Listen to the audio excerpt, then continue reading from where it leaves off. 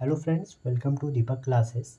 आज हम डिस्कस करेंगे एक नई सीरीज जो काफ़ी इम्पोर्टेंट होने वाली है और सीरीज़ का नाम है नीट पीवाईक्यू। इसमें हम क्या करेंगे, जो नीट के पीवाईक्यू है उनको ईयर वाइज सॉल्व करेंगे और कोशिश करेंगे कि जो जहाँ तक मुझे पेपर मिलेंगे वहाँ तक मैं पीवाईक्यू को आपको एक्सप्लेन करना चाहूँगा।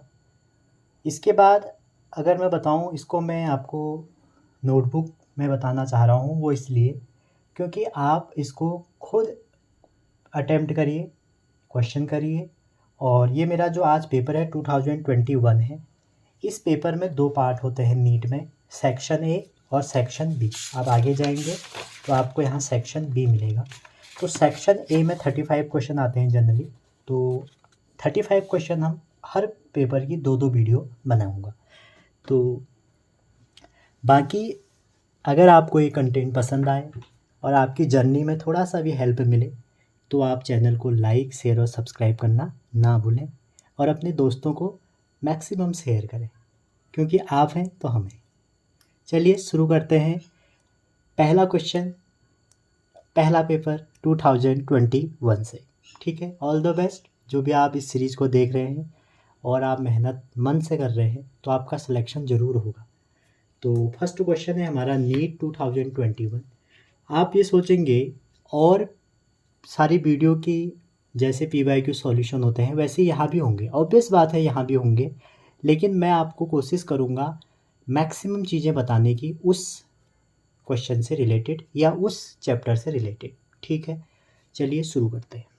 पहला क्वेश्चन है 2021 में हम हैं और पहला क्वेश्चन की तरफ हम बढ़ते हैं। तो पहला क्वेश्चन क्या है, आप देखिए, आपको लिखा है यहाँ पे, एक बार आप नोट कर सकते हैं, पढ़ सकते हैं, या आप हो सके तो प्रिंट आउट निकाल लीजिए पेपर का, खुद से सॉल्व कीजिए। ठीक है, तो क्वेश्चन नंबर फर्स्ट है, an infinite long straight conductor carry और करंट ऑफ 5 एम्पियर। आपको करंट कितनी दी है, 5 एम्पियर की। पूछा जा रहा है an electron is moving with speed of 10⁵ metre per second parallel to conductor. Clear? The perpendicular distance between electron and conductor is 20 at an instant. ठीक है, calculate magnitude of force experience by electron at that instant। तो आपको किसी charge particle पे क्या निकालना है, force निकालना है।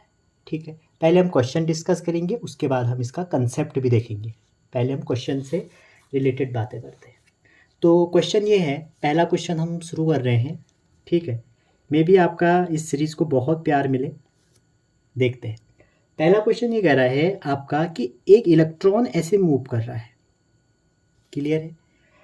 और एक मान लीजिए कंडक्टर है ये, और इस कंडक्टर पी क्यू को मैं एज्यूम कर रहा हूँ, आप ए बी भी ले सकते हैं। यहाँ से लेके यहाँ तक जो डिस्टेंस है वो दे रखी है आपको 20 सेंटीमीटर। क्लियर? और जो इलेक्ट्रॉन की वेलोसिटी दी है आपको वो दे रखी है v equal to 5 metre second पर सेकेंड। ठीक है, तो क्वेश्चन कह रहा है कि फोर्स निकालिए। ठीक है, तो फोर्स कैसे निकालेंगे, अब याद कीजिए आप, ये जो फील्ड है ये पूरा है, ये मैग्नेटिक फील्ड में है। तो मैग्नेटिक फील्ड में आपका फोर्स कैसे निकालते हैं, हमने 2-3 फॉर्मूले पढ़े हैं मैग्नेटिक फील्ड में।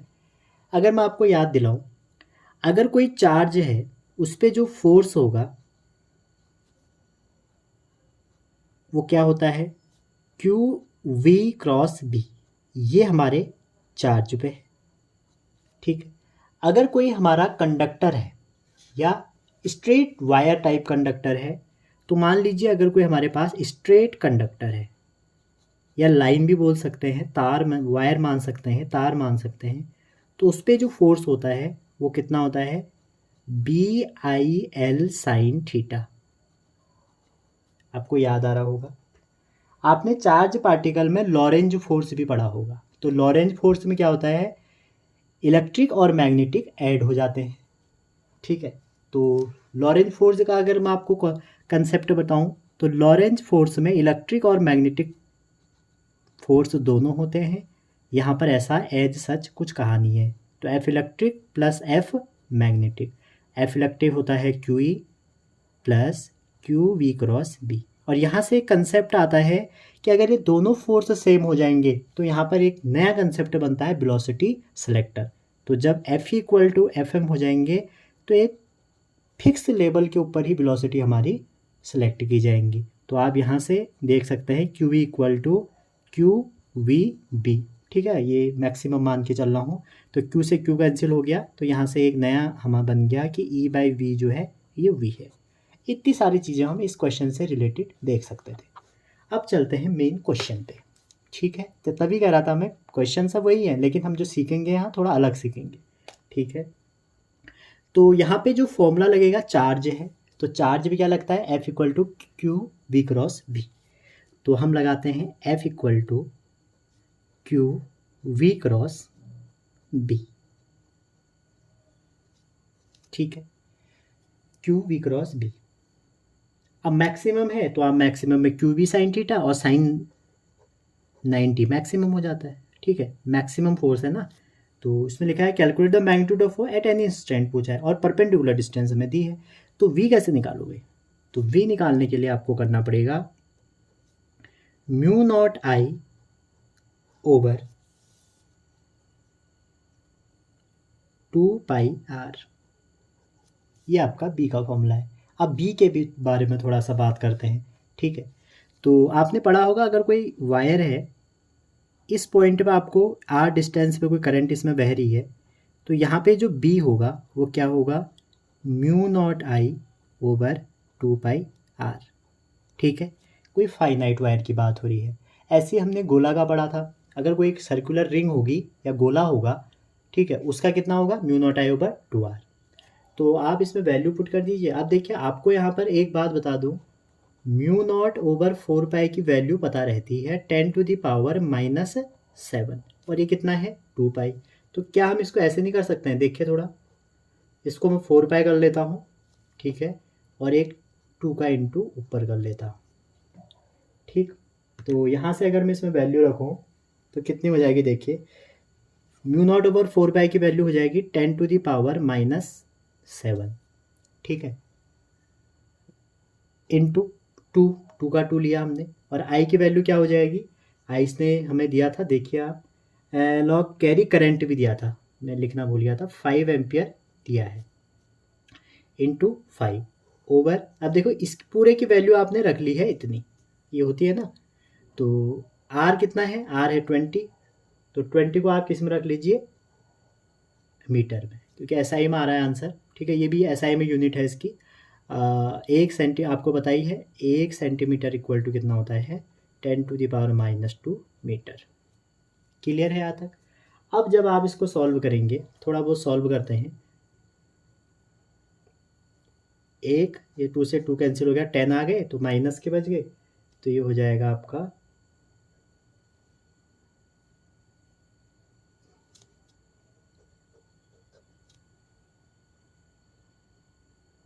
बताइए कितना हो जाएगा। इसको भी आप सॉल्व कर सकते हैं, अगर आप इसको कैंसिल नहीं करना चाह रहे हैं तो ये मतलब आपका ये बन जाएगा 1/2 इंटू 10 टू द पावर -5। मैंने क्या किया, इन दोनों का इंटू कर दिया, 10 आ गया, फिर 10 से एक 0 काट दिया, ऊपर ले गया 5, क्योंकि इससे थोड़ा आसानी हो जाएगी। अब ये हमें बी मिल गया, इस बी को हम यहाँ रख देते हैं, तो यहाँ रख देंगे तो फोर्स कितना हो जाएगा, तो फोर्स हो जाएगा आपका क्यू वी क्रॉस बी।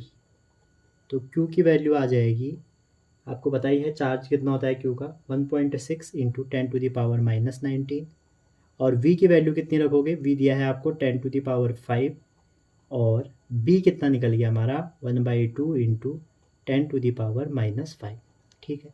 इसको सॉल्व करेंगे तो 0 हो गया, और यहाँ से कैंसिल करेंगे, ये आ जाएगा 0.8 इंटू 10 टू द पावर -90, ठीक है। और फोर्स की यूनिट होती है एसआई न्यूटन। तो यहाँ पे आप आंसर देखेंगे अगर, तो आपके क्या है, 4 तो आ ही नहीं रहा, 8 पाई भी नहीं आ रहा, 4 पाई भी नहीं आ रहा, 8 इंटू 10 टू द पावर -20, तो हमारा देखिए 0.8 आ रहा है। तो 0.8 को राउंड ऑफ कीजिए, 8 और एक वहाँ माइनस बढ़ा लीजिए, ठीक है, तो ये हमारा पहला क्वेश्चन है। क्लियर है? आपका बहुत टाइम लगा होगा लेकिन आपने बहुत चीज़ें सीख ली इसमें। अगला क्वेश्चन है, a body is execute SHM simple harmonic motion with frequency N and the frequency of potential energy is. ये बहुत इंपॉर्टेंट क्वेश्चन है। चलते हैं क्वेश्चन नंबर 2 की तरफ। तो क्वेश्चन नंबर 2 है आपका कि एक सिंपल हार्मोनिक मोशन है। फिर बेसिक से समझते हैं। सिंपल हार्मोनिक मोशन में जो आपका एक्स है, डिस्प्लेसमेंट है, वो क्या होगा? आपका कॉस भी हो सकता है, साइन भी हो सकता है। मैं अज्यूम कर रहा हूँ कि कोई ये जनरल इक्वेशन हमारी है। ठीक है, ये हमारी एक जनरल इक्वेशन है। अब आपको पता होगा इसका जो टाइम पीरियड होगा, टाइम पीरियड इक्वल टू क्या होता है? 2π/ω। ठीक है, अब जब मैं आपसे कहूँ क्वेश्चन क्या दिया है? Potential energy. तो पोटेंशियल एनर्जी कितनी होती है? 12kx²। ठीक है, तो जो 12kx² है, यहाँ पे x की वैल्यू रख दें अगर, तो कितना हो जाएगा? 12a² sin² ωt+5 ये होगा। अब आप यहाँ देखिए, इस पूरे का जब आप स्क्वायर करेंगे तो इसका टाइम पीरियड कितना आ जाएगा? देखिए ये डबल में आ गया, तो डबल में आ जाएगा। अच्छा, आपको ये पता होगा फ्रीक्वेंसी इक्वल टू क्या होता है? 1/, टाइम पीरियड। तो यहाँ से जो फ्रीक्वेंसी निकालोगे क्या आएगी? ω/2π। ठीक है, अब इसकी हमें फ्रीक्वेंसी निकालनी है। ये कैसा टर्म आ गया? डबल आ गया। ठीक है, तो जो x² है हमारा, यहाँ से आप जब इसकी फ्रीक्वेंसी निकालेंगे तो ये वाला टर्म बचेगा। इससे तो डिसाइड होगी फ्रीक्वेंसी, और ये स्क्वायर टर्म है, इसको लीनियर में लाने के लिए हमें क्या करना पड़ेगा? देखिए, हाफ तो ऐसे ही लिया, a² भी ऐसे ही लिया, तो जो sin² है इसको हम खोलेंगे 1 - cos 2 टाइम ωt+5। क्लियर है? कैसे आया?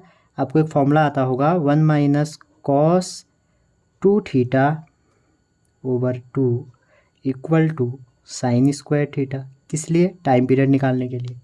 ठीक है, यहाँ तक ठीक है। तो अब यहाँ पे देखिए, इसका जो टाइम पीरियड होगा आपको क्या लेना है? ये वाला पार्ट। इसमें तो ओमेगा था, यहाँ क्या आ गया? 2 आ गया। तो T2 कितना आ जाएगा?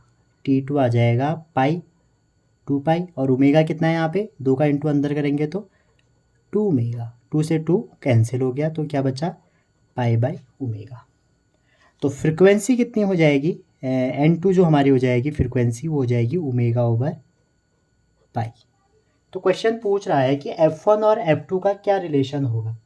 तो आप देख सकते हैं कि N1 की वैल्यू आपकी जो है वो है ω/2π, और N2 की जो वैल्यू है आपकी वो है ω/π। तो आप इसमें सिंपली देखिए, अगर आप N1 में 2 का इंटू कर दें तो N2 मिल जाए, तो आप इसको क्या बोल सकते हैं? 2 टाइम N1। ठीक है, क्योंकि आपका जो N1 है वो 2 टाइम है, और जो N2 है उसमें तो पाई है ही नहीं। तो जब उसमें पाई नहीं है तो हमने क्या किया? 2 से इंटू कर दिया, तो हमारा आंसर क्या आ जाएगा? 2N1। तो हमारा ऑप्शन कौन सा सही हो जाएगा? 2N वाला, बी ऑप्शन इसका सही हो जाएगा। क्वेश्चन नंबर 3 क्वेश्चन है, an radioactive nucleus AXZ undergo spontaneous decay in sequence. एक सीक्वेंस दिया है आपको।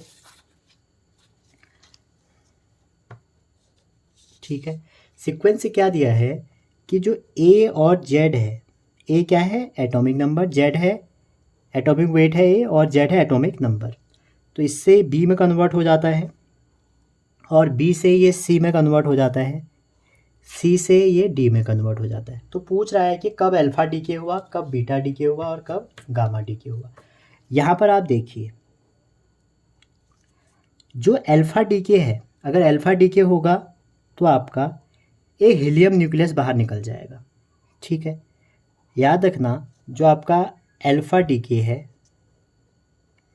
अगर किसी भी एटम से अल्फा डीके हो रहा है तो क्या होता है? एक हीलियम न्यूक्लियस बाहर आ जाता है। तो हीलियम न्यूक्लियस बाहर जब आ जाएगा तो Z-2 एक्स की जगह कोई नया न्यूक्लियस बन जाएगा, मान लीजिए बी, A-4 हो जाएगा। और जब आपका कोई बीटा प्लस निकलेगा तो बीटा प्लस तो उसका अपोजिट जेड एक माइनस हो जाएगा। ठीक है, अगर आपका बीटा प्लस डीके होता है तो जेड एक माइनस हो जाएगा, लेकिन ए ही रहेगा, नो चेंज।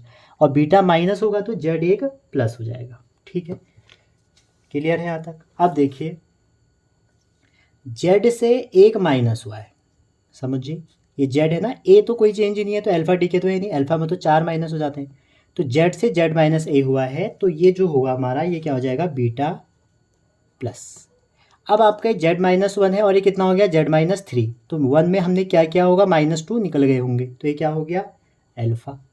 अब ये -3 है, ठीक है, और मैंने आपको बताया अगर जेड से एक कम हो रहा है तो क्या होगा, बीटा प्लस।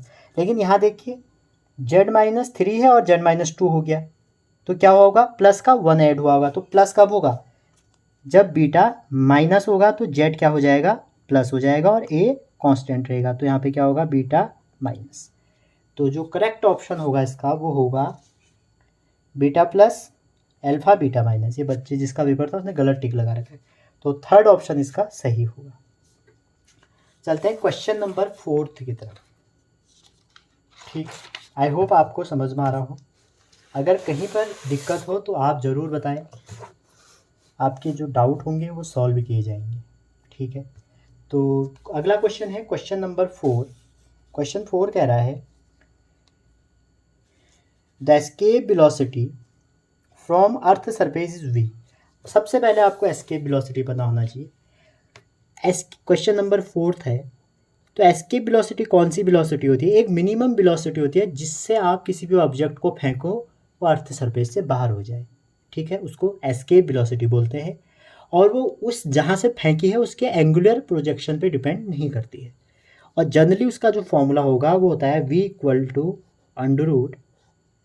= √2gm/r, एक ये होता है। ठीक है, अगर आप इसको थोड़ा सा और रीअरेंज करें, मास यहाँ रख दें डेंसिटी के टर्म में, तो 2g तो ऐसे ही रहा, तो मास को हम रख दें ρ4/3 πr³। ठीक है, मास में दिया नहीं था, ओवर आर हो जाएगा।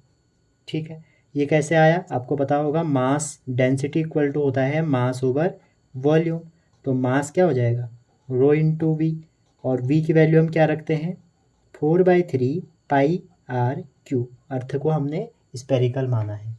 क्लियर है? तो यहाँ से आप इसको सॉल्व कीजिए तो आपका ये आ जाएगा, r से एक r कट गया, तो रूट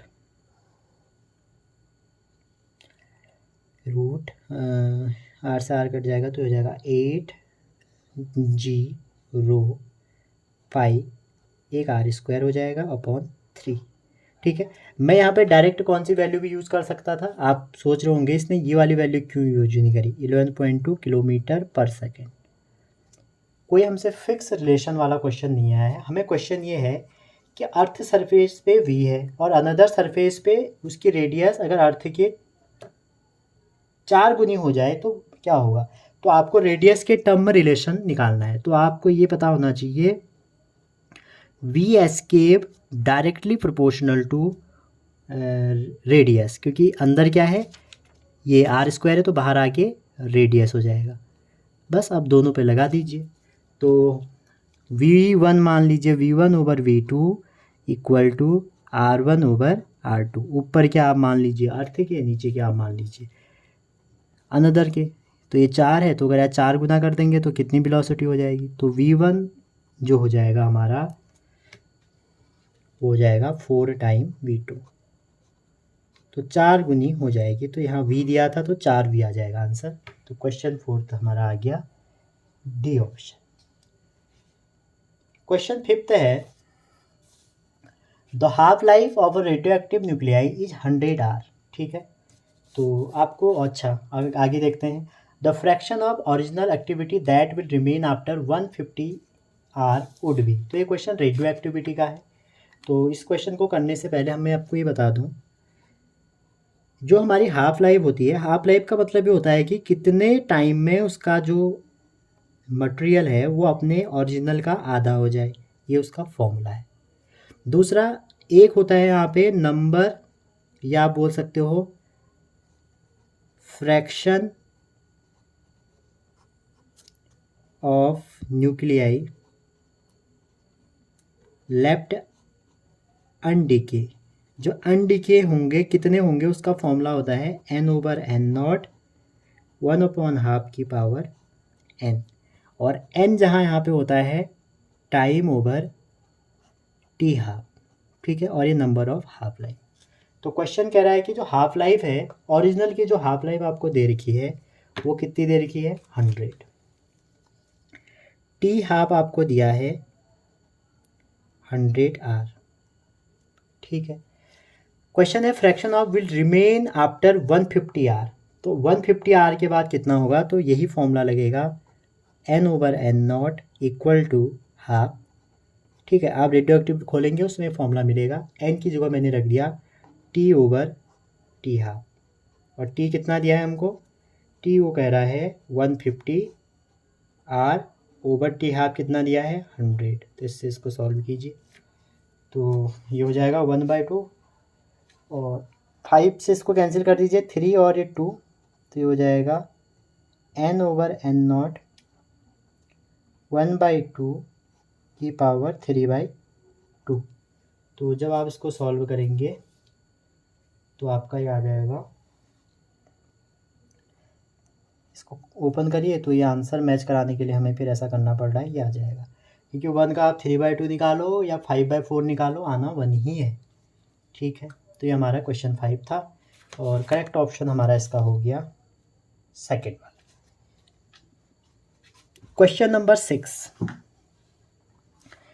क्वेश्चन 6 कह रहा है a convex lens A of focal length 20 and concave lens of focal length 5 centimetre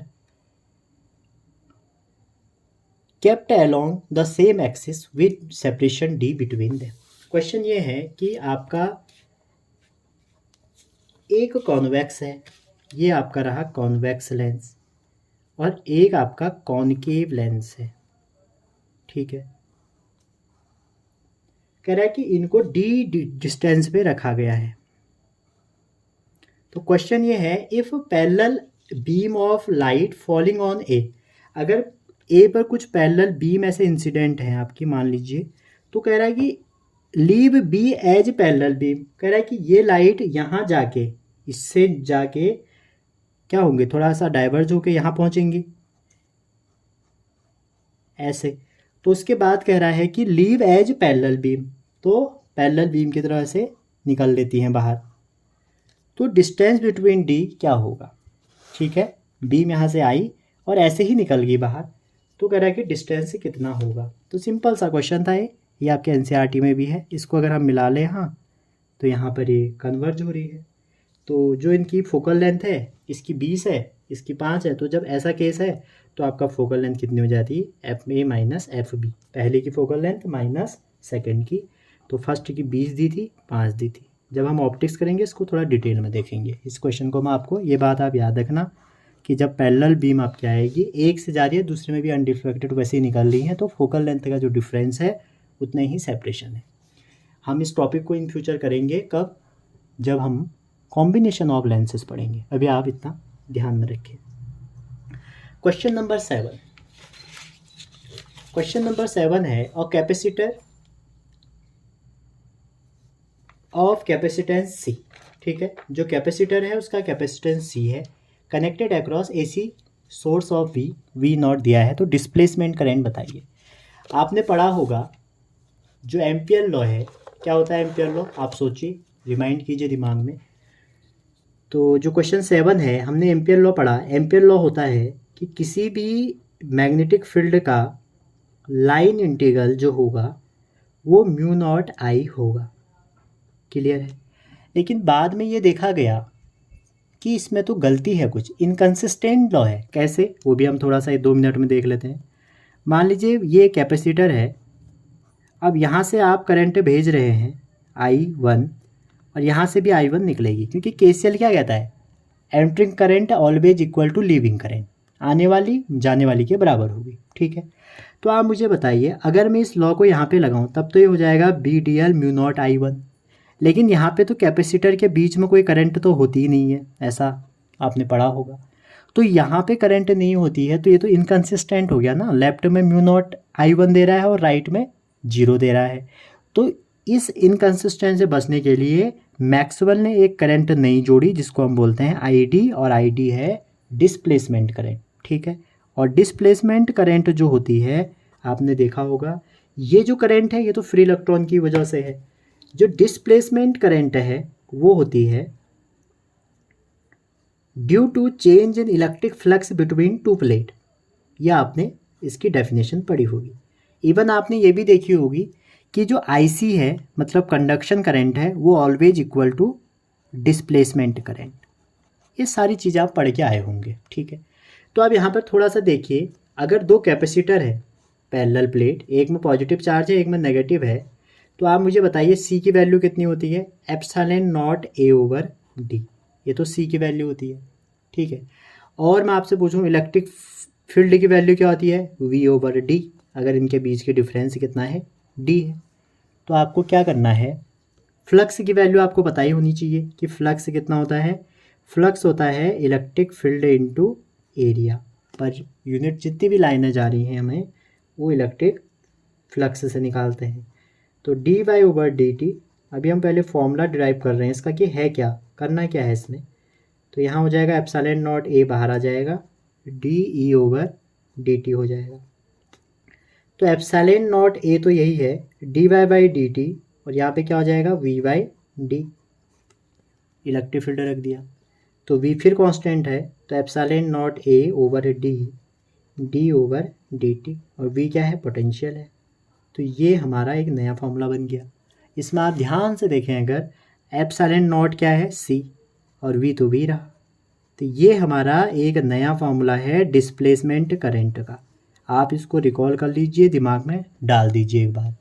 तो आप यहाँ पे देखिए, आपको वी दिया है, इस क्वेश्चन में आपको कुछ नहीं है, वी दिया है, बस एक बार डिफ्रेंशिएट कर दो। अब चाहे आप बायो वाले हों, लेकिन आपको साइन का कॉस है पता तो है ना। तो आई डी इक्वल टू हमारा हो जाएगा C D over D T, V naught sine omega T दिया है, तो ये सी हो गया। इसका निकालेंगे तो वी नॉट तो कांस्टेंट है, बाहर आ जाएगा। साइन का कितना होता है, कॉस ओमेगा टी, और इसका भी निकालेंगे अंदर वाले का, ओमेगा टी का, तो ओमेगा। तो हमारा जो आंसर होगा वो होगा वी नॉट सी ओमेगा, ठीक है, कॉस ओमेगा टी। ये हमारी डिस्प्लेसमेंट करंट आई, जो कि हमारा आंसर फर्स्ट सही है, ठीक है। देखिए कितना अच्छा क्वेश्चन है। क्वेश्चन नंबर 8 पे चलते हैं। आई होप ये समझ में आ रहे हैं, अगर समझ में आ रहे हैं तो एक बार सरका दीजिए चैनल को, लाइक कर दीजिए और शेयर ज़रूर करो। क्वेश्चन नंबर 8, ठीक है। आई होप मैं आपको इसके साथ बहुत सारी चीज़ें बता पा रहा हूँ। सिर्फ PYQ नहीं कर रहे हैं आप वो क्वेश्चन कर रहे हैं जो अभी तक कोई स्टैंडर्ड पेपर में आए हुए हैं, पहली बात। और आप सोचेंगे तो नीट के पेपर में, जेई में कहाँ आएंगे। आप देखिए जेई मेन और नीट का जो सिलेबस है उसमें बहुत ज़्यादा डिफरेंस नहीं है, कुछ ही क्वेश्चनों का डिफरेंस होता है, थोड़ा कैलकुलेशन ज़्यादा होती है जेई में, लेकिन कंसेप्ट तो एक ही है। आप लगाइए उनको, समझिए। क्वेश्चन नंबर 8, ठीक है। क्वेश्चन 8 कह रहा है a small block slide down on a smooth inclined plane, ठीक है, starting from rest at t equal to 0। Let Sn be distance travel by block in time interval Tn-1 to n, then ratio. अब आप कहेंगे ये question NEET में आया है, आप 2020 की जेई का पेपर देखिए, उसमें सेम क्वेश्चन आया है, समझ रहे हैं। तो क्वेश्चन ये कह रहा है कि ब्लॉक ऐसे इंक्लाइंड प्लेन पे स्मूथ है। स्मूथ लिखने का मतलब क्या हो गया, कहीं पर भी अगर स्मूथ लिखा है तो फ्रिक्शन नाम की कोई चीज़ नहीं है। स्मूथ सरफेस अगर कहीं पर लिखा है तो स्मूथ सरफेस का मतलब होता है coefficient of friction 0, that means friction 0। अब यहाँ पर हमारे ब्लॉक हैं भाई साहब, मूव कर रहे हैं नीचे को, तो आपको पता ही होगा अगर ये थीटा है तो इसका जो ये वाला पार्ट है तो mg होगा ना, और ये जो है हमारा ये नॉर्मल रिएक्शन होगा, R FBD करी होगी आपने, ठीक है। तो अगर इसका मास m है तो इसका अगर हम कंपोनेंट करें थीटा के सामने तो ये हो जाएगा mg cos थीटा, और इस साइड करें तो mg sin थीटा। ठीक, ये हमें एफबीडी बेसिक एफबीडी आनी चाहिए। अब जब आप इसको आगे सॉल्व करेंगे तो क्या हो जाएगा, देखिए नीचे को स्लाइड हो रहा है तो एक्सलेशन भी किस साइड होगा, ये। तो जो इसका एम ए होगा वो किसके इक्वल होगा, एम जी साइन थीटा के। तो यहाँ से हमारा अगर फ्रिक्शन नहीं है तो जी साइन थीटा ये आ जाएगा। अगर आपका फ्रिक्शन होता तो क्या होता, पीछे को यहाँ को आ जाता। अभी तो फ्रिक्शन नाम की कोई चीज़ ही नहीं है। तो अब देखते हैं इस क्वेश्चन को। अब वो पूछ रहा है कि एसन उसकी डिस्टेंस ट्रेवल करी है। तो आपने न्यूटन के फॉर्मूले पढ़े होंगे, तो उसमें एक बहुत लोग पढ़ाते नहीं है। अगर कभी भी ना nth सेकेंड की बात होगी, nth सेकेंड, जैसे आपसे कहा जाएगा कि एक पार्टिकल 5 सेकेंड में यहाँ है, 10 सेकेंड में यहाँ है, 15 सेकेंड में यहाँ है, तो 25 में कहाँ होगा। तो वहाँ पर एक फॉर्मूला है जो कि सेकेंड लॉ से ही आया है। होने को आप इसको सेकेंड से ही कर सकते हैं, लेकिन ये वाला लगाएंगे ना तो आप बहुत जल्दी इसको सॉल्व कर लेंगे। एन यहाँ पर टाइम है, nth सेकेंड लिखा है। इसको कभी कभी आप देखते होंगे कोई किताबों में लिखा रहता है फोर्थ लॉ ऑफ न्यूटन। तो इनिशियली यू तो जीरो होगा ना यहाँ पे, जब ये स्लाइड होना शुरू करेगा तो लगाते हैं एन जीरो पे। ठीक है, nth पे लगाते हैं पहले। तो कितना हो जाएगा, एस एन इक्वल टू, जब इनिशियली जीरो होगा एक्सलेशन कितना होगा, अभी यही रहने देते हैं चलिए, g/2, और ये 2n-1। अब हम लगाते हैं n+1। आप सोच रहे होंगे इसको कैसे पता, क्वेश्चन में लिखा है देखिए, Sn/n+1 निकालना है। ठीक है, तो n+1 अगर हम इस पर लगाएंगे तो ये हो जाएगा Sn इक्वल टू, ये अगेन जीरो हो जाएगा क्योंकि u तो दोनों केस में जीरो रहेगा, a/2, a हमारा जी साइन थीटा रहेगा, लेकिन अभी मैं रख नहीं रहा हूँ, n की वैल्यू में रख दूंगा n+1-1। तो इसको देखें, अगर ये दो में से एक माइनस करोगे तो प्लस का 1 आ जाएगा। तो ये हो जाएगा a/2 प्लस 2n+1, इंटू करेंगे ना अगर 2n+1 आ जाएगा, और ये Sn+1 से दिखा देते हैं। तो Sn/Sn+1 जब आप निकालोगे तो क्या होगा, देखिए a/2 2n-1 ओवर a/2, ठीक है, ये इंटू में होगा, सॉरी, ठीक है, 2n+1। अब ये डिट्टो क्वेश्चन जे में आया था, अभी मेरे पास पेपर नहीं है जे का, नहीं तो मैं आपको दिखा भी देता। अब मान लीजिए यहाँ पर डेटा रख के आ जाएगा, क्वेश्चन ये आ जाएगा कि एक बॉडी स्लाइड कर रही है, 5 सेकेंड में उसका जो पोजीशन है वो इतनी है, 10 सेकेंड में इतनी है, तो बताइए 15 सेकेंड में कितना होगा। तो आपको वहाँ पर यही निकालना पड़ेगा, कई और सारी चीज़ें हो सकती हैं। तो ये हमारा क्वेश्चन 8 था। तो क्वेश्चन 8 में जो आंसर हो जाएगा वो -1 वाला ऊपर है और ये नीचे है, तो ये ऑप्शन बी वाला सही हो जाएगा। चलिए आगे चलते हैं। मैंने इसलिए ये वाला करा, मैं चाहता तो डिजिटल भी इसको कर सकता था, लेकिन जो आपको हार्ड कॉपी में मज़ा आएगा ना वो उसमें उतना नहीं आएगा। इसमें आपको पेपर देखने को मिलेगा, खुद आप लिखेंगे तो काफ़ी समझेंगे। तो क्वेश्चन नंबर 9 है आपका, अ particle is release from height s। चलिए डायग्राम भी बनाते चलते हैं आगे। क्वेश्चन नंबर 9, चलो एक बार पढ़ लेते हैं, आप स्क्रीनशॉट भी ले सकते हैं। A particle is release from height s from the surface of earth at a certain height, its kinetic energy is thrice या 3 time its potential energy. The height from the surface of earth and the speed of particle at that instant are पूछा गया है। तो simple सा question है, देखिए एक particle को रिलीज किया गया है एस हाइट से, ठीक है, और फ्रॉम द सरफेस ऑफ अर्थ। ठीक, तो मान लीजिए ये हमारी अर्थ का क्वेश्चन नंबर डाल लेता हूँ 9, ठीक है, ये हमारा सरफेस ऑफ अर्थ है।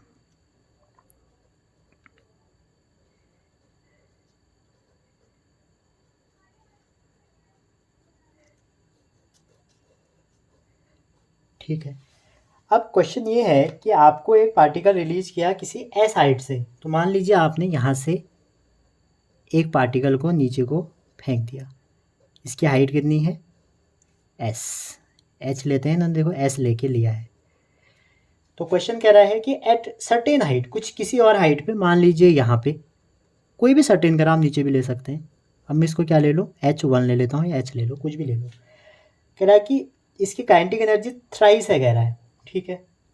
जो काइनेटिक एनर्जी है यहाँ पे, ये क्वेश्चन में दिया है ब्लैक पेन से जो लिख रहा हूँ, kinetic energy thrice it's potential energy, ठीक है। तो पूछ रहा है कि स्पीड बताओ और कहाँ पर इसकी टोटल हाइट है, वो पूछ रहा है। तो निकालते हैं।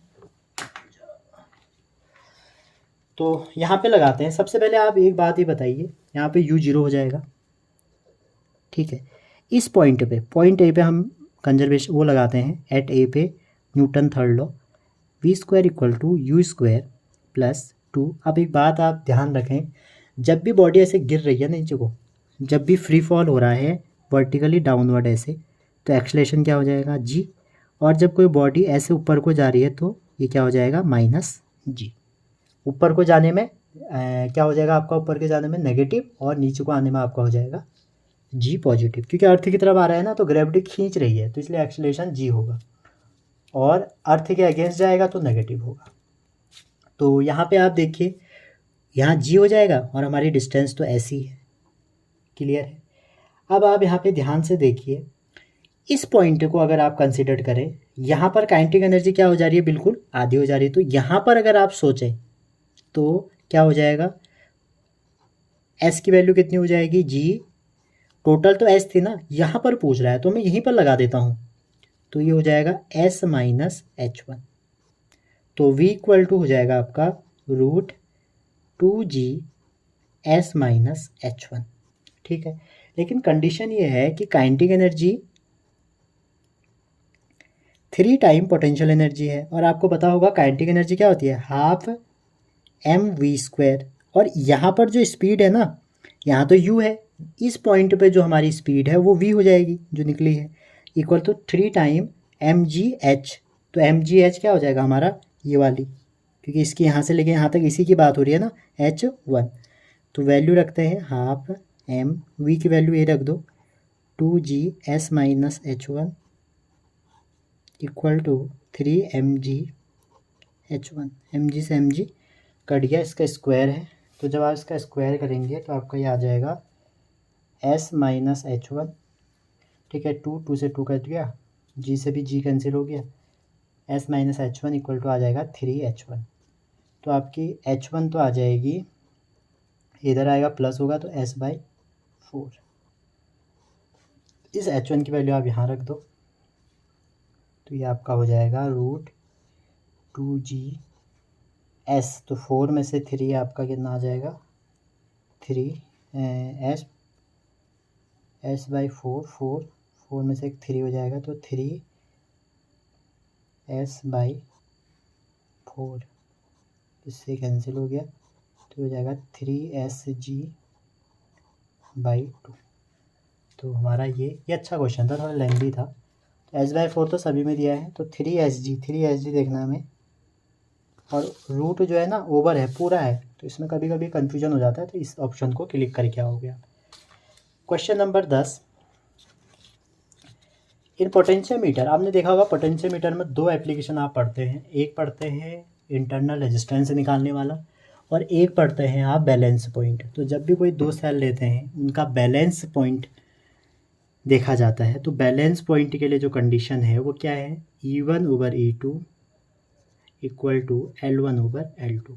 तो वही सेम क्वेश्चन है कि EMF 1.5 वोल्ट दे रहा है, आप पढ़ सकते हैं एक बार कि इन अ पोटेंशियोमीटर और cell of EMF 15 volt gives balance point at 36 centimetre length of है, इफ अनदर 2.2, तो what is the balance point. तो सिंपल सा क्वेश्चन है, कोई बड़ा क्वेश्चन नहीं है। L1 दिया है आपको, तो L2 इक्वल टू क्या हो जाएगा, इसको देखें L2 आप रेसिप्रोकल कर लीजिए या वैल्यू रख लीजिए, कोई इतना बड़ा क्वेश्चन नहीं है। तो E1 आपका दिया है 1.5, तो 1.5 ओवर E2 दिया है आपका 2.5, पहला L1 दिया है आपका 36, तो L2 निकालना है, ठीक है। तो इस क्रॉस मल्टीप्लाई कर लीजिए, तो आपका L2 इक्वल टू हो जाएगा 25/15 ठीक है। तो इसको उल्टा करेंगे तो नीचे और इंटू 36। तो थोड़ा सा इसको एलिमिनेट करके आप सॉल्व कर सकते हैं तो आपका आंसर आ जाएगा। ठीक है, आप इसको इंटू करके सॉल्व कीजिए। 5 से इसको 5 और 5 से इसको 3, ठीक है, 3 से इसको 12, तो आंसर इसका 60 आ रहा होगा। देख लीजिए आप, ये सिंपल सा क्वेश्चन था। ऐसे भी आ जाते हैं नीट में, ऐसे जेई में आने के चांस कम होते हैं।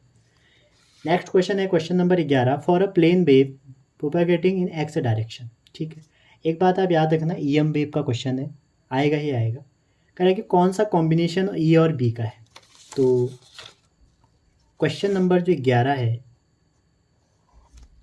आपसे ई और बी का कॉम्बिनेशन पूछा गया है। तो जो प्लेन वेव है, अगर जो डायरेक्शन ऑफ प्रोपेगेशन होती है, डायरेक्शन ऑफ प्रोपेगेशन किसकी, ईएम वेव की, वो हमेशा किसके इक्वल होती है, ई क्रॉस बी। आपने डेफिनेशन भी पढ़ी होगी ईएम वेव की कि electric field and magnetic field are perpendicular to each other. तो यहाँ पर ये एक्स दी है, आपसे पूछा जा रहा है कि कौन सा ई और बी होगा, तो आपको क्या करना है, क्रॉस निकालना है। अब आप सोचो कि क्रॉस कैसे निकालना है। तो जैसे कोई भी दो वेक्टर है, मान लीजिए A1i plus A2j plus A3k, और वैसे ही बी है B1i B2j B3k। तो आपको क्रॉस प्रोडक्ट निकालना है। तो आप क्या करेंगे, आई जे के, यहाँ पर A1 लिखिए, यहाँ पर A2 लिखिए, यहाँ पर A3 लिखिए, यहाँ पे B1 लिखिए, यहाँ पे B2 लिखिए, यहाँ पे B3 लिखिए, और इसको आप A क्रॉस भी यहाँ से निकाल सकते हैं। क्लियर है। तो जब ई क्रॉस भी आप इसमें से ऑप्शन चूज करेंगे तो आपका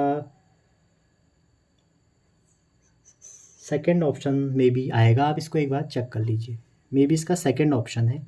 ठीक है, आप इसको चेक कर लेना, क्योंकि मैंने एक बार चेक किया था, सेकंड ही था इसका। आप देख लेना एक बार, ई क्रॉस बी निकालना है, बड़ी बात नहीं। क्वेश्चन 12 तो ऑलरेडी आया था, देखिए। पोलर मॉलिक्यूल्स आर, आपने देखा होगा दो टाइप के मॉलिक्यूल होते हैं। ठीक है, एक पोलर एक नॉन पोलर। ठीक, तो पोलर नॉन पोलर मॉलिक्यूल आपने इलेक्ट्रोस्टैट में पढ़ा होगा, कह रहा है कि जीरो डायपोल मोमेंट। ठीक है, तो जीरो डायपोल मोमेंट तो इनका होता नहीं है। आगे कह रहा है acquire dipole only presence of electric field, ये भी गलत है।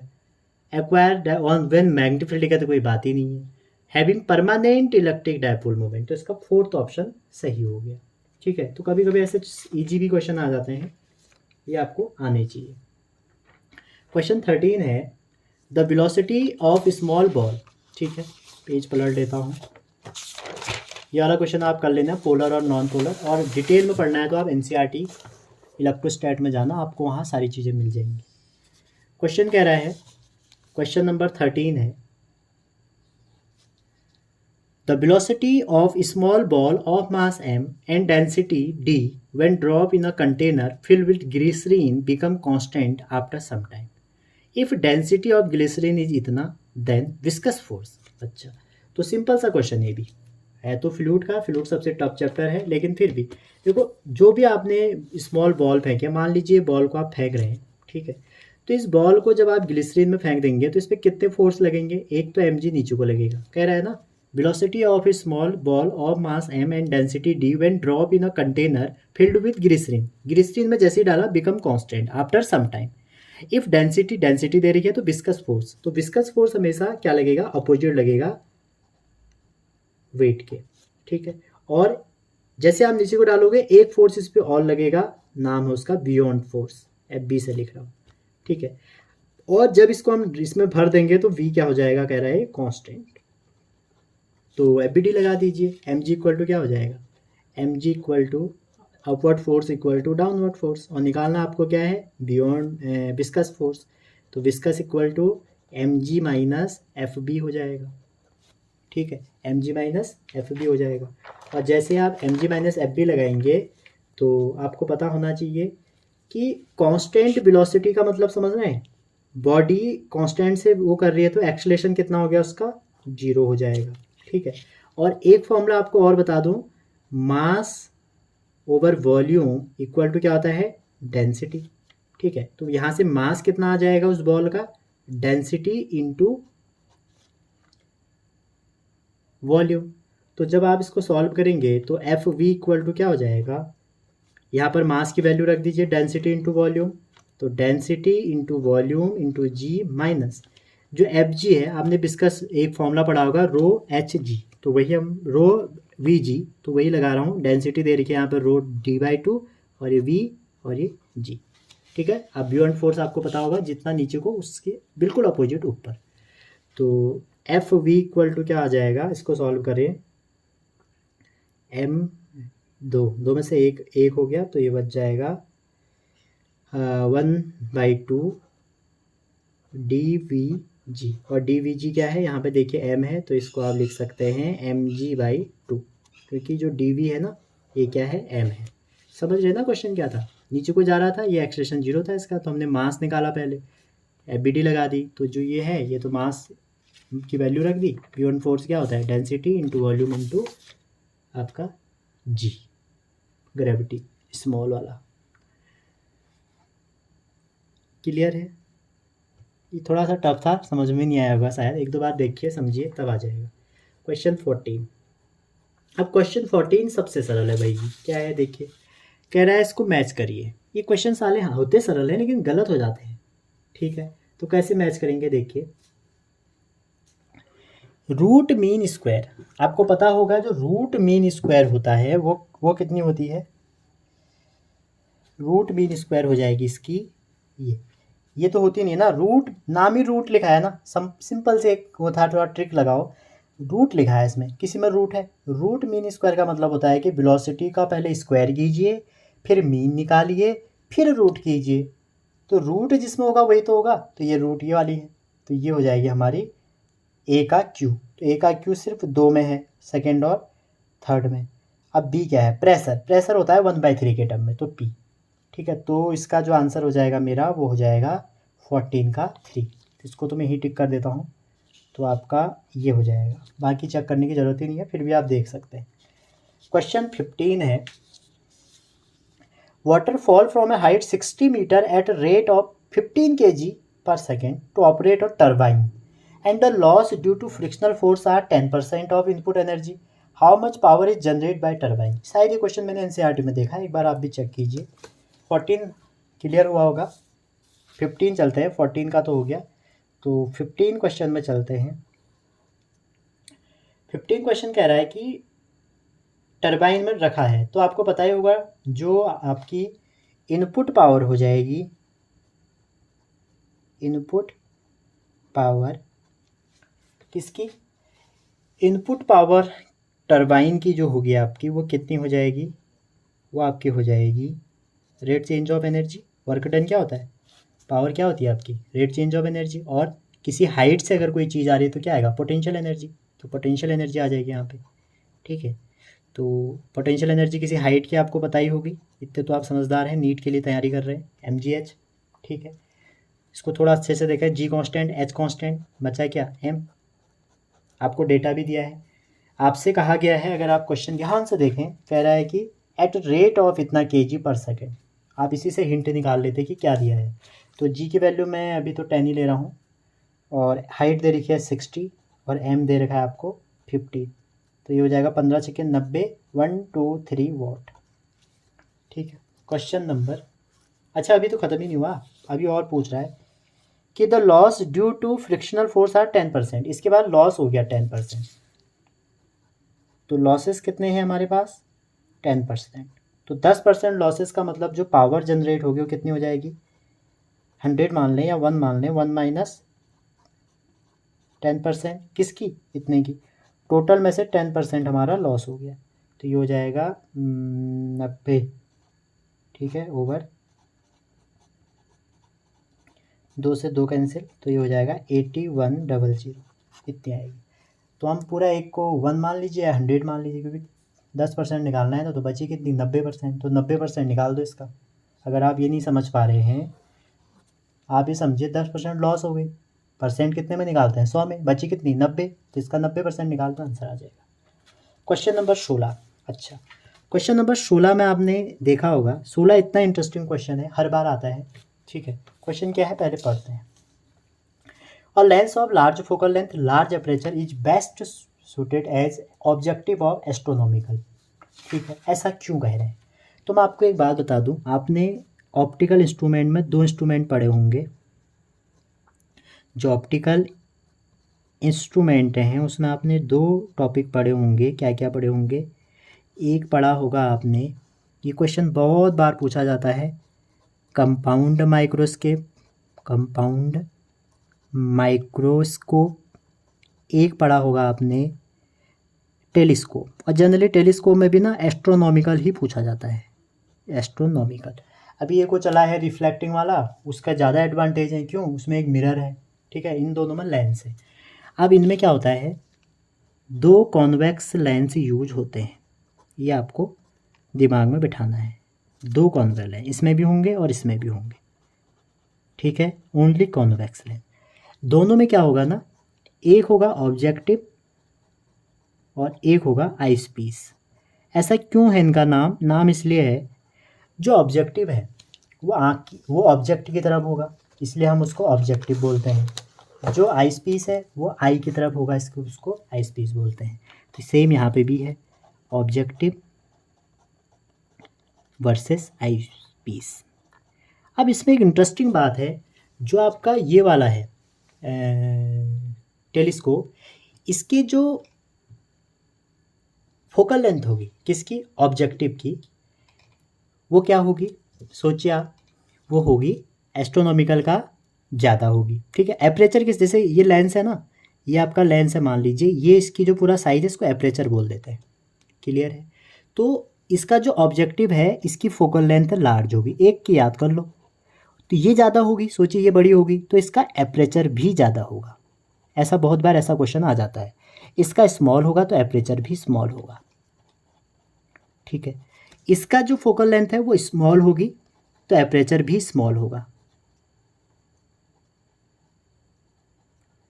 और यहाँ पे इसकी ये लार्ज होगी तो एपरेचर भी लार्ज होगा। एपरेचर क्या है, लेंथ, क्या आप समझ लोगे, लेंस की लेंथ भी लार्ज होगा, ठीक है। तो क्वेश्चन कह रहा है कि क्यों होती है लार्ज। अब बताइए आपको, अगर एपरेचर जितना ज़्यादा होगा फोकल लेंथ उतनी बड़ी होगी तो पिक्चर क्वालिटी उतनी बढ़िया रहेगी, नंबर 1। जितना ज़्यादा एरिया आप ऑब्जेक्ट को दोगे उतना ज़्यादा उसकी क्या होगी, गैदरिंग पावर होगी, वो ज़्यादा अच्छे से उसको फोकस कर पाएगा और रिजोल्यूशन ज़्यादा अच्छा होगा, इसलिए ये ज़्यादा होती है।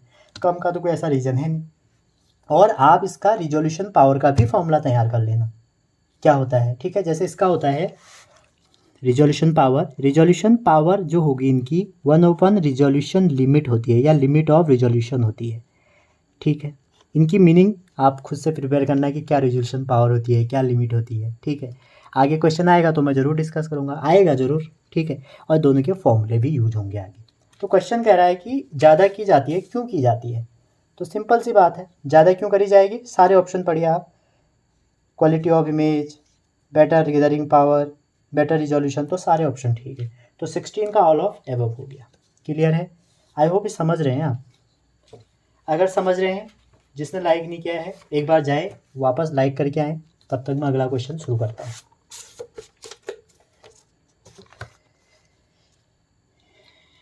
चलिए, शायद वह लाइक करने वालों ने तो कर भी दिया होगा। 16 क्वेश्चन, ठीक है, तो सॉरी 16 तो हो चुका है, 17 क्वेश्चन। 17 कह रहा है कि, तो आप पढ़िए खुद एक बार, आप चाहें तो इनके स्क्रीनशॉट ले सकते हैं और फिर उनको लिख भी सकते हैं क्वेश्चन को, नहीं तो आप प्रिंट आउट ले सकते हैं पेपर का, कोई भी पेपर लीजिए और आप क्वेश्चन मैच कर सकते हैं। क्वेश्चन कह रहा है, तो electron concentration in N type is same as hole concentration in P type and external field applied across each of them, compare the result. अच्छा, बहुत बढ़िया क्वेश्चन है, इंटरेस्टिंग क्वेश्चन है। क्या है देखिए, बेसिक से समझिए। आपने पढ़ा था सेमीकंडक्टर, क्या पढ़ा था, सेमीकंडक्टर। और सेमीकंडक्टर आपने पढ़ा है कि 2 टाइप का होता है, अगर थोड़ा थोड़ा आपको याद आ रहा है। एक पढ़ा आपने इंट्रिंसिक और एक पढ़ा आपने एक्सट्रिंसिक, ठीक है। एक्सट्रिंसिक भी आपने 2 टाइप का पढ़ा, एक पढ़ा आपने एन और एक पढ़ा पी। देखो ये प्योर फॉर्म है, अगर इसके बारे में बात करूँ ना, ये हमारा प्योर फॉर्म है। प्योर फॉर्म है दैट मीन्स जो इलेक्ट्रॉन का कंसंट्रेशन है वो होल का भी होगा, और जितने इलेक्ट्रॉन होंगे उतने ही होल भी होंगे।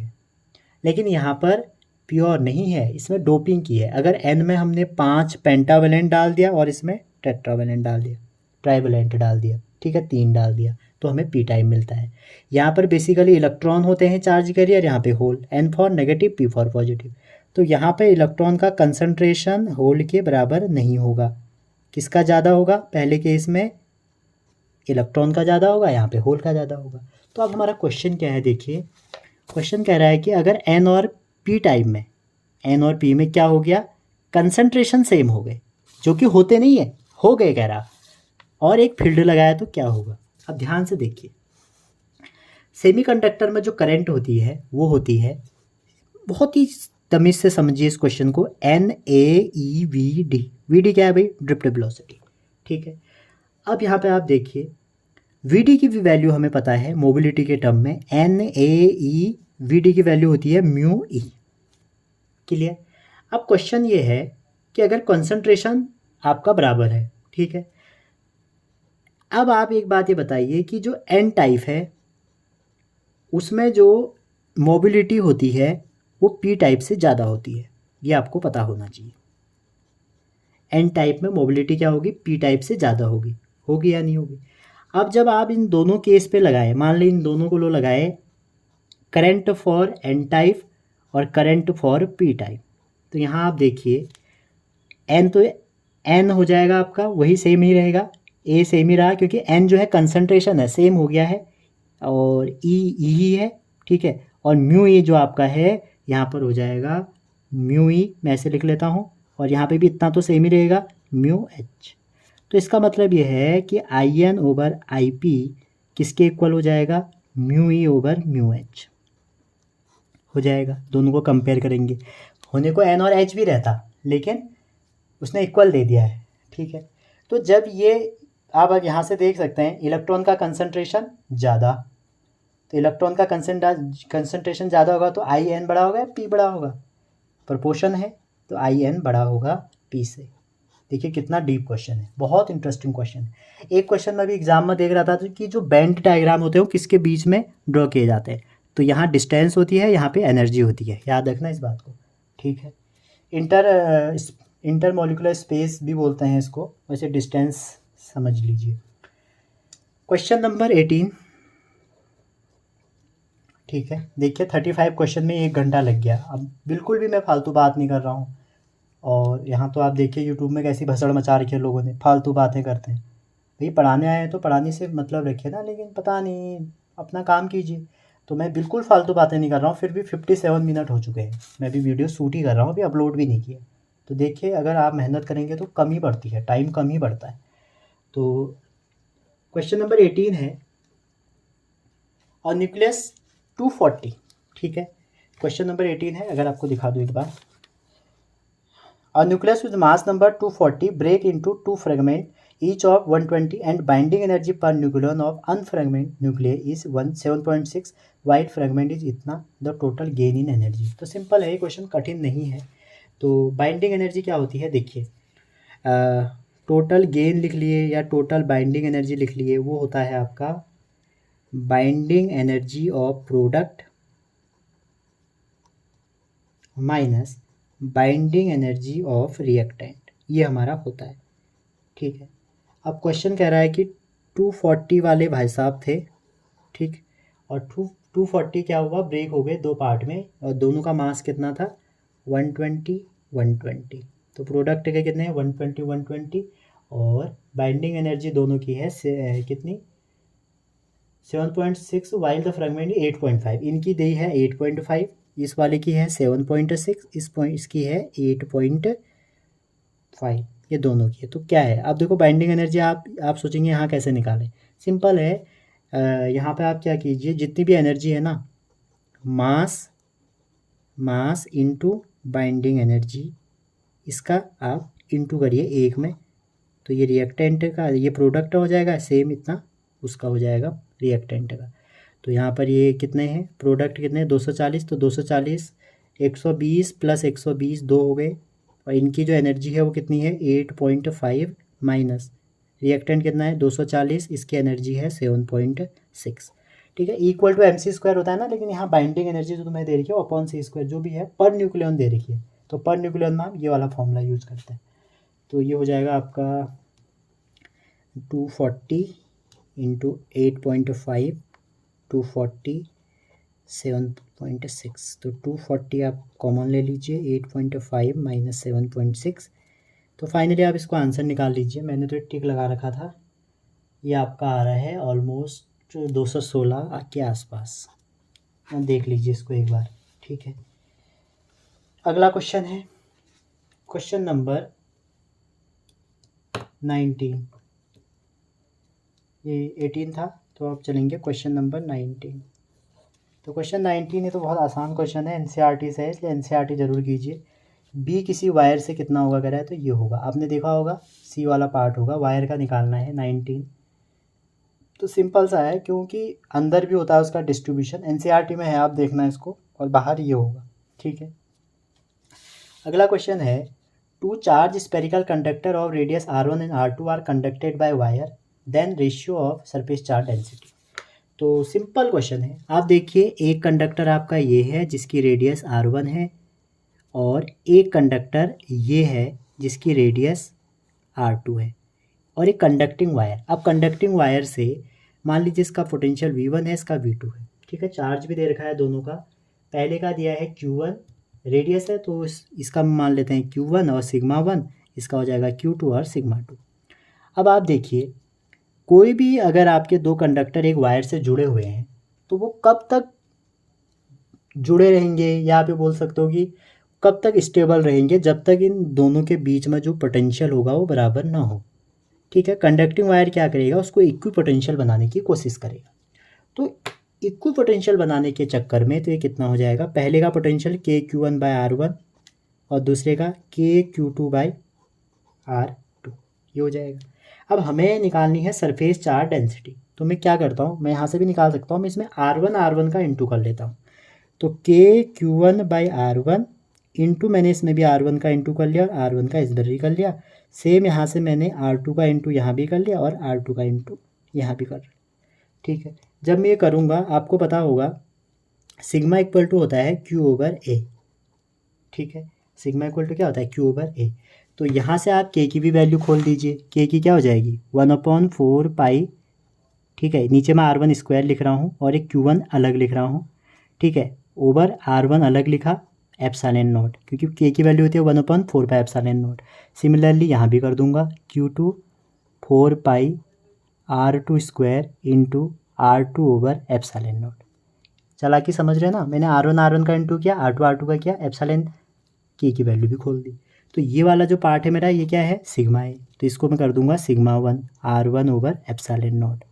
Similarly sigma 2 R2 over epsilon not, epsilon not से एप्सिलॉन नॉट कैंसिल हो गया, तो आपका जो सिग्मा 1/सिग्मा 2 आ जाएगा वो आ जाएगा R2 ओवर R1। तो अगर आप सोचते मैं यहाँ पे Q equal to sigma equal to QA लगाऊँ, वैसे भी आप देखिए ना सिग्मा नीचे है, समझ रहे हैं, सिग्मा जो वैल्यू है वो नीचे है, तो आप यहाँ से 2 के लिए लगाएंगे तो सिग्मा 1/सिग्मा 2 कितना हो जाएगा A2 ओवर A1। तो करने के बहुत सारे तरीके, और एरिया क्या होता है 4 पाई R2² ओवर 4 पाई R1²। अब यहाँ से देखिए आपका आंसर गलत आएगा, क्योंकि जो सिग्मा 1/सिग्मा 2 आपने डायरेक्ट निकाल दिया ना, जो उसका पोटेंशियल है उसकी कंडीशन तो लगी नहीं। अगर आप ये वाला अप्लाई करते हैं ना तो आप गलत हो, क्यों, आपने V1 V2 की तो कंडीशन लगाई नहीं ना। वहाँ से आप देखिए कि आपका R1 R2 में भी कुछ रिलेशन है, समझ रहे हैं। अगर आप यहाँ से देखें K से K कैंसिल हो गया, तो Q1/Q2 इक्वल टू क्या है R1/R2 आएगा, तो Q1/Q2 भी आएगा ना। यहाँ से देखिए ये जो Q ओवर एप्सिलॉन है ये आपने एलिमिनेट कर दिया। अगर आप सोचते हैं कि मैं इसमें सीधा A करूँ तो ये गलत है, क्यों है, Q भी तो नहीं ले रहे हो आप, आपको Q भी लेना पड़ेगा। अगर आप इसके टर्म में करते हैं ना तब ये सही कब होगा, देखिए सिग्मा 1 इक्वल टू आपको लेना पड़ेगा Q1/A1, सिग्मा 2 इक्वल टू लेना पड़ेगा Q2/A2। अब इन दोनों को डिवाइड करो, सिग्मा/C तो हो जाएगा Q1 ओवर A1 और A2 ओवर A1। अब आपका ये गलत नहीं होगा क्योंकि Q1/Q2 भी आ गया, और Q1/Q2 यहाँ से आ जाएगा R2/R1, तो इसलिए इसका आंसर भी वही आएगा फिर R2/R1। तो मेथड या ये यूज़ कीजिए, ये गलत है, लेकिन आपको पहले ये क्लियर करना है कि क्या रहेगा क्या नहीं रहेगा, समझ रहे हैं? चलिए क्वेश्चन नंबर 21 है। क्वेश्चन नंबर 21 है, E and G respectively denote energy and gravitational constant. तो ई ओवर जी की डायमेंशन क्या होगी? ई है एनर्जी, जी है ग्रेविटेशनल कांस्टेंट। तो एनर्जी की आप निकाल लो ml2t-2, और ग्रेविटेशनल कांस्टेंट की आप निकाल दो एफ वाले फॉर्मूले से, वो होगी m-1l3t-2। रट के मत जाओ, वहाँ एग्जाम में निकाल लो ना। तो इसको सॉल्व करो तो m ऊपर जाएंगे 2, l-1t0। तो इसका ऑप्शन आपका m2t0 ए हो गया। ठीक है, इस जिसका भी पेपर में लेके आया हूँ उसने सारे कलर लगा रखे। क्वेश्चन नंबर 22, क्वेश्चन कह रहा है spring is stretch by 5 centimetre by force इतना and the time period of a oscillation when 2 kg suspended by it. तो आपको पता ही है F इक्वल टू क्या होता है, spring force kx, Hooke's law. Force दिया है आपको 10, F इक्वल टू kx। कह रहा है stretch by 5 centimetre by force 10। आगे कह रहा है the time period of oscillation when mass of 2 kg suspended by it. तो टाइम पीरियड तो आपका ये लग जाएगा t इक्वल टू 2π√m/k। तो यहाँ से आप 2π ले लीजिए और m आपको दे रखा है 2 kg, तो 2 ले लीजिए। आपको निकालना है k। ठीक है, तो यहाँ से जब आप देखेंगे तो 10 दिया है, k की वैल्यू k, x दिया है आपको 5 सेंटीमीटर, 10⁻⁻2 इक्वल टू 10। तो k इक्वल टू हो जाएगा 10 ओवर, इससे कैंसिल कर दो 200 आ जाएगा। तो ये हो जाएगा 2π√2/200, तो 1/100। तो ये हो जाएगा 1/100 करके आप सॉल्व करेंगे तो लगभग यह जो इसने आंसर दिया है 6.28 सेकेंड के टर्म में दिया है। ठीक है, पाई की वैल्यू आप 2 की वैल्यू रखेंगे तो 3.14 होती है, तो डबल हो जाएगी 6.28। तो उसके बाद आप सॉल्व कर सकते हैं। तो यहाँ पर आप याद रखिए जो स्प्रिंग है, स्प्रिंग में होता क्या है, जैसे स्प्रिंग है ये हमारी मीन पोजीशन है, आपने इस पर एक फोर्स लगाया इस डायरेक्शन में, तो जो बड़ी इसको बोलते हैं इलोंगेशन। तो वही हुक्स कहता है कि उसकी प्रोपोर्शन होती है और यहाँ से हमारा हुक्स लॉ निकल के आता है, और यही हुक्स लॉ आगे पोटेंशियल एनर्जी भी देता है। समझ रहे हो? क्वेश्चन 23 है, और पोटेंशियल एनर्जी कितनी होती है बताइए देता हूँ, हाफ kx²। और आप इसका NCERT से डायग्राम तैयार करके रखना, F इक्वल टू -kx का ग्राफ ड्रॉ जरूर करना, इम्पोर्टेंट है। क्वेश्चन 23 है, मैच करने तो सिंपल सा है। ड्रिफ्ट वेलोसिटी देखो, ड्रिफ्ट वेलोसिटी जो होगी आपकी, ड्रिफ्ट वेलोसिटी होगी पहले का क्या होगा, ये वाला टॉर्क, क्योंकि वो टॉर्क की प्रोपोर्शन होती है। तो पहले का आर देखते हैं, पहले का आर सब में आ रहे हैं। ठीक है, अब दूसरा देखते हैं इलेक्ट्रॉन रेजिस्टिविटी। तो इलेक्ट्रॉन रेजिस्टिविटी का होना चाहिए आपका, ये भी हो सकता है क्योंकि ओम्स लॉ क्या होता है, एक ओम लॉ हमने पढ़ा होगा V इक्वल टू RI, एक होता है J equal to sigma E, एक होता है E इक्वल टू ρj। तो ये वाला होगा इसमें, मतलब S वाला। तो B का S दो ऑप्शन में है, C का भी देखना पड़ेगा। रिलैक्सेशन टाइम, तो रिलैक्सेशन टाइम देखिए ये कैंसिल हो गए, ये कैंसिल हो गए, तो अब रिलैक्सेशन टाइम जो हमारा बचेगा वो ये होता है। ठीक है, VD की वैल्यू आपको याद होगी, न्यू टॉर्क होती है, और वहाँ से भी relaxation time VD over new लगा दोगे तो ये आ जाएगा। तो कोई इसका पहला ऑप्शन सही है। करते हैं 24, मुझे लगा बहुत जल्दी 1 घंटे में हो जाएंगे लेकिन हुए नहीं है। तो 24 क्वेश्चन कह रहा है आपका कि a dipole is placed in electric field as shown in figure, which direction will it move, towards left, towards right, towards left as increase decrease, ये पूछा है। अब आप देखिए इन दोनों में, देखिए ये इलेक्ट्रिक फील्ड है, ये डाइपोल है।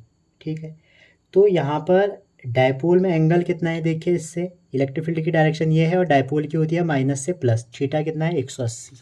तो पोटेंशियल एनर्जी होती है हमारी 24 जो है हमारा, वो होती है -P.E। ठीक है, अब देखो इलेक्ट्रिक फील्ड की डायरेक्शन इस साइड को है और डाइपोल की डायरेक्शन इस साइड को है, तो इन दोनों के बीच में एंगल कितना हो गया 180 का। तो पोटेंशियल एनर्जी हो जाएगी -P.E cos ऑफ 180। और cos 180 होता है -1, तो हो जाएगा P डॉट ई। तो U क्या आ गया, पॉजिटिव आ गया। तो जैसे ही E पॉजिटिव आ गया तो इसका मतलब है मूव कहाँ को करेगा, लेफ्ट। जैसे ही ये मूव इलेक्ट्रिक फील्ड राइट को करेगा तो हमारी इलेक्ट्रिक फील्ड क्या हो जाएगा, डिक्रीज होने लग जाएगा। ठीक है, तो नेट फोर्स हमारा टुवर्ड्स राइट होगा, क्योंकि इलेक्ट्रिक फील्ड हमारा राइट है, जिस डायरेक्शन में इलेक्ट्रिक फील्ड उस डायरेक्शन में फोर्स, तो इसका टॉर्क नेट लेकिन 0 होगा। ठीक है, तो इसका सेकंड ऑप्शन हो गया। ठीक है, पोटेंशियल एनर्जी डिक्रीज करेगी। 25 तो बहुत आसान है, ओरली हो जाएगा। कह रहा है कि zener diode connected in reverse bias when use as voltage regulator. ठीक है, तो पहला तो सही है, क्योंकि रिवर्स बायस में इसको हैवली रिवर्स बायस किया जाता है, हैवली डोप भी किया जाता है, और इसका यूज भी वोल्टेज रेगुलेटर है। दूसरा क्या कह रहा, the potential barrier of PN junction lie between, ये बिल्कुल गलत है, ऐसा नहीं होता, इसके बीच में लाई नहीं करता। तो ए तो करेक्ट है लेकिन बी गलत है। ठीक है, ऐसे क्वेश्चन आप दिखेंगे आपको एग्जामों में। नेक्स्ट क्वेश्चन है क्वेश्चन नंबर 26। 26 कह रहा है screw gauge gives its reading when is measure the diameter of wire. Main reading इतना, सर्कुलर रीडिंग इतना दे रखी है। 1 mm on main scale correspond to 100 division कह रहा है, तो डायमीटर क्या होगा। देखिए, मैं स्क्रू गेज और मीटर ये आपका वर्नियर पे अलग से एक सेशन जरूर लूँगा, क्योंकि इससे बहुत क्वेश्चन एग्जाम में आ रहे हैं। फिलहाल इस क्वेश्चन को करते हैं। तो 26 जो आपका है उसमें आप ये देख सकते हैं, जो कुछ फॉर्मूले में बता रहा हूँ इसको आप नोट कर लीजिए फिलहाल। लीस्ट काउंट जो होगा किसी भी इस टाइप के इक्विपमेंट का, वो होता है pitch over division, number of division. और डिवीजन कौन से वाली, जो आपकी डिवीजन है वो सर्कुलर स्केल में। ठीक है, और जो डायमीटर होगा किसी भी वायर का, डायमीटर ऑफ वायर, ये फॉर्मूले भी आप नोट कर लीजिए, क्योंकि मैं इनको ज़रूर अलग से कराऊंगा, क्योंकि मैं देखता हूँ बच्चों के बहुत डाउट आते हैं मेरे पास। Main scale reading plus circular scale reading into least count, ये इसका फॉर्मूला होता है। ये जो हमारा केस है ये स्क्रू गेज है, स्क्रू गेज के काम है, और भी लिस्ट काउंट निकालने को कभी कभी आ सकता है। तो यहाँ से अगर हम लिस्ट काउंट निकालें तो लिस्ट काउंट कितनी हो जाएगी, पिच है 1 और डिवीजन कितने हैं सर्कुलर स्केल में 100। आप देखिए यहाँ पर लिख रहा है 100, 1 mm में 100 डिवीजन है, तो यहाँ से आप निकालिए तो कितना आ जाएगा 0.001 mm। अब देखिए मेन स्केल में तो 0 डिवीजन कह रहा है, सर्कुलर स्केल में आपके 52 है कह रहा है, और लीस्ट काउंट 0.001, तो आंसर कितना हो जाएगा 0.052। अभी ये बहुत सरल हो गया, लेकिन मैं इसको बहुत डिटेल में आपको जल्दी ही कोई वीडियो बनाऊंगा। क्वेश्चन नंबर 27 एसी का क्वेश्चन है। ठीक है, क्वेश्चन कह रहा है an inductor L, capacitor, resistor R connected in series, that means LCR circuit है as shown in figure. Question कह रहा है एलसीआर का पोटेंशियल डिफरेंस दे रखा है 10, 40 और 40। तो amplitude of current flowing LCR series circuit is इतना, और करंट भी दे रखी है, तो इम्पीडेंस निकालिए। तो आपको पता होगा सीरीज एलसीआर की बात कर रहा है, तो जो सीरीज एलसीआर है, सीरीज एलसीआर में कुछ चीज़ें मैं आपको पहले रिमाइंड करा देता हूँ फॉर्मूले। जो आपके टोटल इफेक्टिव वीआरएमएस है, अगर रीडिंग में पीक वैल्यू नहीं लिखा है तो आप वीआरएमएस ही लेंगे, रेजिस्टेंस के अक्रॉस प्लस एक्सएल माइनस एक्ससी के अक्रॉस कितना होगा ये, और जो फेज होता है वो 10 phi equal to XL minus XC over R. ठीक है, ये 90 आ गया, एक 90 पीछे होता है। अब इसमें क्वेश्चन क्या कह रहा है, एक चीज़ और बता दूं, जेड इक्वल टू जो होता है हमारा इम्पीडेंस जिसे बोलते हैं R square plus XL minus XC का होल स्क्वायर। ठीक है, तो यहाँ पे देखिए आपको जेड भी दिया है, तो आप अगर जेड निकालेंगे तो इम्पीडेंस का वही रोल है जो रेजिस्टेंस का है, तो V R M S over I R M S ये होता है। और वी आर एम एस देखो कितने सारे फॉर्मूले हैं इस चैप्टर में, V R M S equal to होता है V nought by √2, peak value over 2। तो इस क्वेश्चन में हमें दे रखा है, आपको दे रखा है वी एल इक्वल टू, या V L equal to 40, V C equal to 40, V C 10 दिया है sorry, and V R equal to 40। तो यहाँ से आप वी निकालिए पहले, तो वी आर एम एस जो हमारा आ जाएगा वह आ जाएगा अंडर रूट ये हो जाएगा आर का स्क्वायर, तो 40 का स्क्वायर ठीक है, प्लस एल कितना है, एल अच्छा वी एल वी है, तो एल हो जाएगा आपका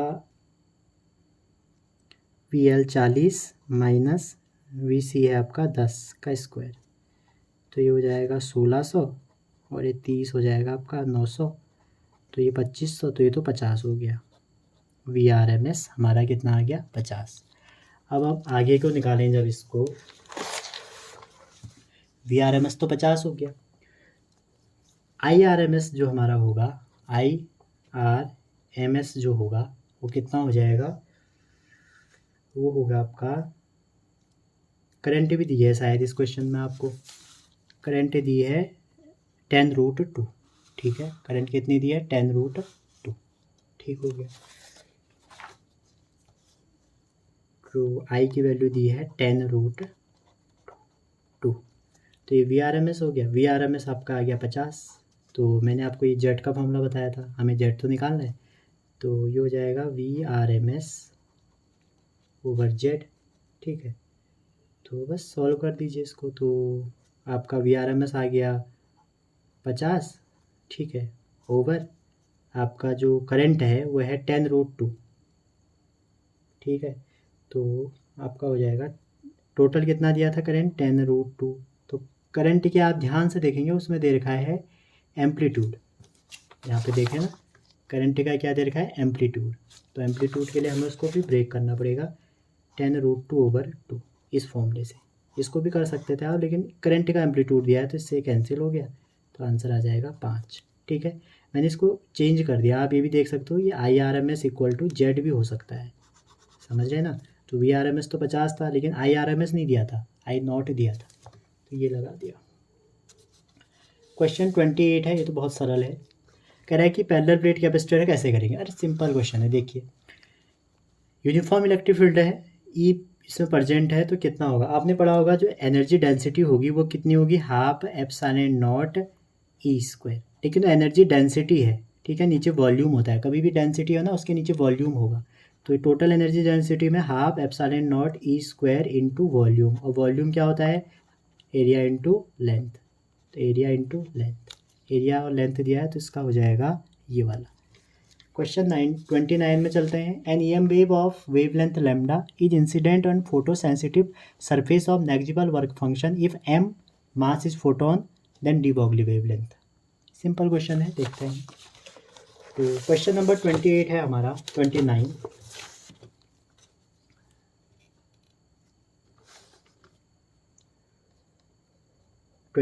कह रहा है हमारा कि डी ब्रोगली वेवलेंथ निकालिए। तो आप देखिए आपने पढ़ा होगा वर्क फंक्शन क्या होता है, H C over lambda equal to, आप ये भी लिख सकते हैं phi nought plus K, photo electric equation से, ठीक है। लेकिन क्वेश्चन में क्या दिया है आपका कि वर्क फंक्शन बहुत छोटा है, तो नेग्जिबल मतलब हम इसको हटा ही दे तो क्या फ़ायदा है इसका ना, तो के लिख लिया। और काइनेटिक एनर्जी इक्वल टू क्या होता है p²/2m, half M B square होता है, मैंने एम का इंटू कर दिया तो p²/2m। तो यहाँ से आप देखें अगर